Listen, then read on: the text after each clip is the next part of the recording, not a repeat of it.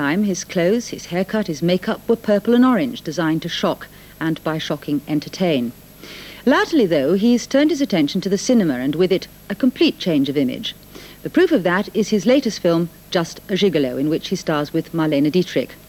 He plays the part of a young lieutenant at the end of the First World War, coming to terms with the decadent Berlin of the 20s and the rising Nazi threat.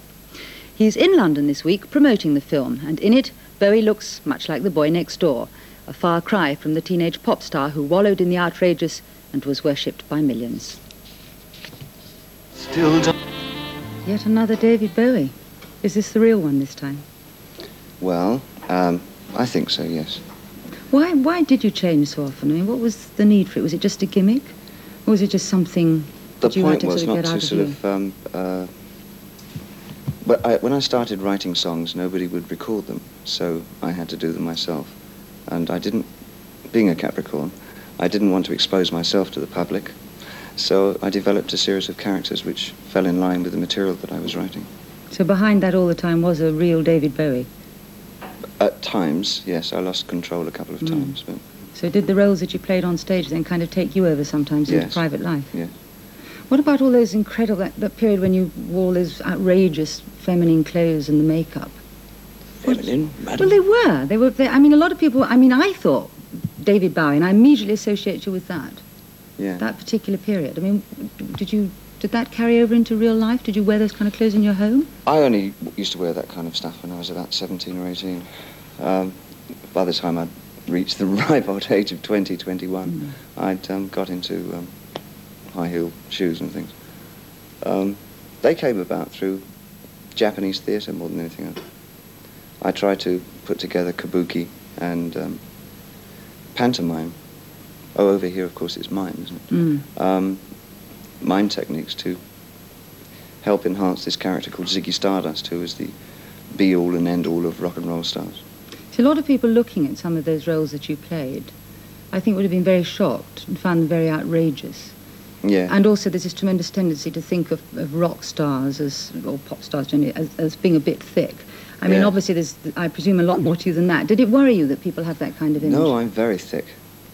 Are you? Yes, I became a rock star. I could have been a painter. But does it need what, to just get something out of your system? No. I wanted to be some kind of artist. I wanted to prove myself in some field as an artist.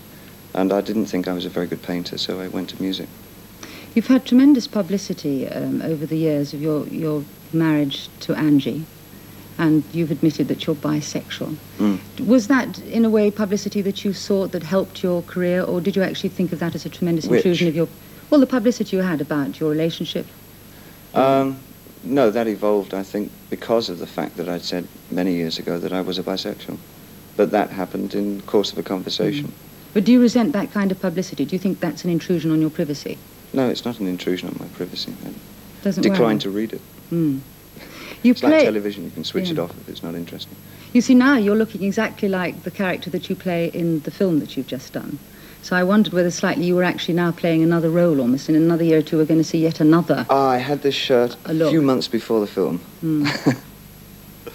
So you're not, this is really you. This is not you just still sort of playing the role of Paul in the film.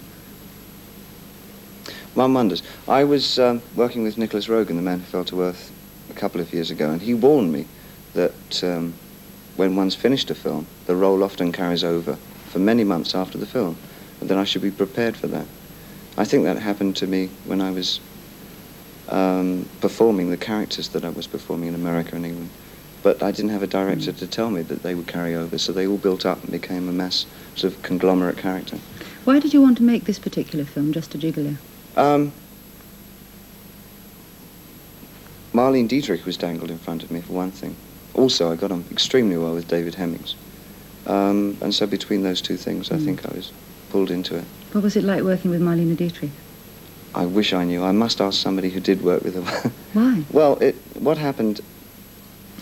For the duration of the film, they were trying to get Marlene to come to Germany, but she wouldn't, because since, I think, a period in the 50s, she's been reluctant to go back because her views differed very much with what was happening in Germany during the war. So she stayed in Paris and said, I will do my filming in Paris. All the way through the film, she said this. And I quite agreed with her. and we talked to each other on the phone, and we decided it would be fine if I did my bit in Berlin and she did her bit in Paris, and the two were gelled together. And never actually met her? No. That's but amazing. I think it's quite nice in the context of the film, because she's forever the observer, really. And knowing that, it makes her even more of the observer. Well, the mystical, wonderful Cocteau character that she is. Well, let's have a look at you and Marlene Dietrich now in the film, at this scene. This is where you actually do appear with her. She's playing the madame of a very select group of young beaux, the gigolos, and attracted by this good-looking young man, she decides to recruit him.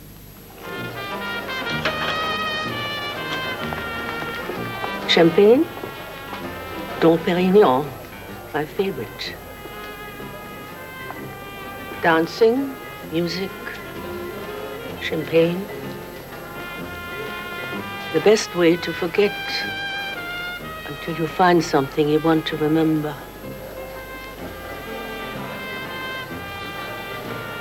Have you got a military education? Yes, my father was Colonel von Bushkovsky. Languages? Of course. How's your French? Oh, I spent a great deal of time in one of their hospitals. Why all the questions? Let's call it an interview. A recruitment, if you like. Isn't that a term the military use? Yes, I suppose so. What is your rank? Lieutenant. Well, Lieutenant, I'm the head of a regiment of sorts.